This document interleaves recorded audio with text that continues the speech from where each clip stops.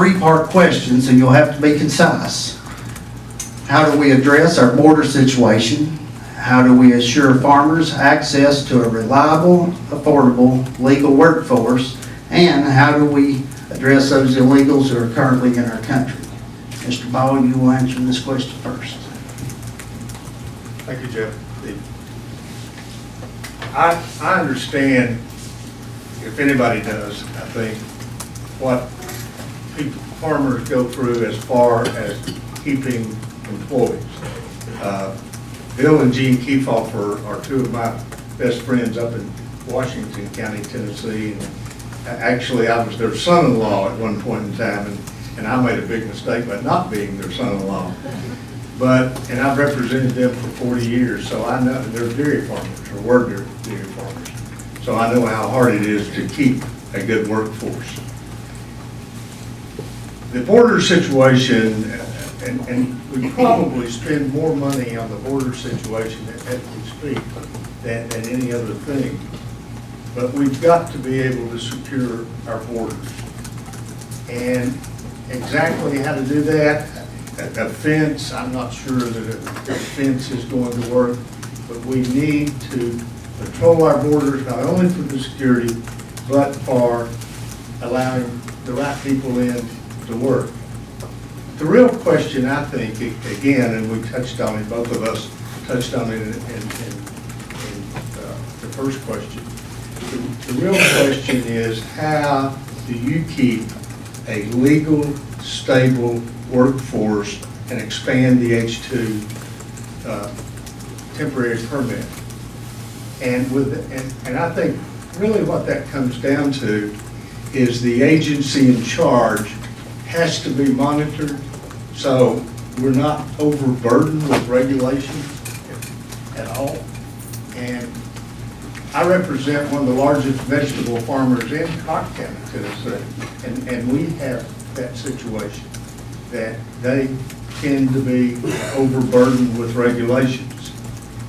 And so I would propose, and I have proposed from day one, that this, whether we have 12 million people or it's 17 million people, that we find those folks and we register them, we make them flexible enough to work in our society, and especially in agriculture.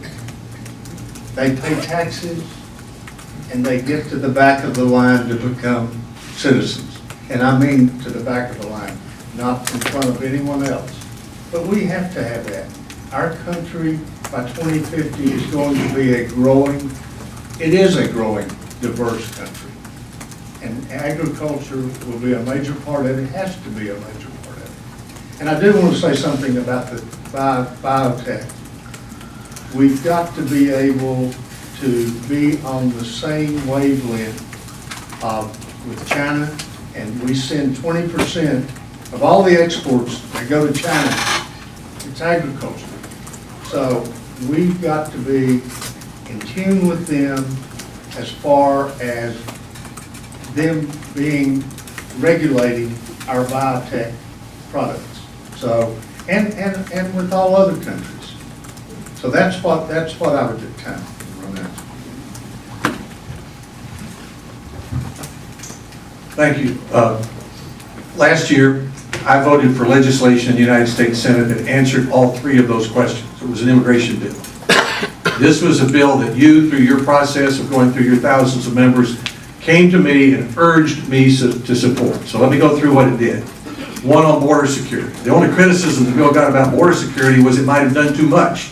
Senator Corker had an amendment that would build 350 miles of fence, more fence. It would use the surveillance ability that we developed in Iraq and Afghanistan, where we didn't have a fence. It would have added enough border patrol agents so we could have had one literally every 100 yards. And it would have done a whole series of things on border security. If that bill had become law last year, the border would be more secure today. So that's the first answer on border security. Second answer, we need to have a legal system of immigration so we can admit to this country the people we need and keep the people who we don't want out. I mean, that's why you have a legal system of immigration. That's why I voted yes. A dairy farmer, a tobacco farmer, a tomato farmer knows you've got to be able, without going through a big bureaucratic mess, to be able to hire workers who can come in for a period of time, go from farm to farm, be legally here, and go home. This bill provided for that. So that's the answer. The second question, that doesn't just affect farmers. If we've got smart people at Vanderbilt or Tennessee Tech who are getting their advanced degrees and are going to create jobs, we don't want them to go home and create jobs, we want them to do that here. Right now, we make them go home.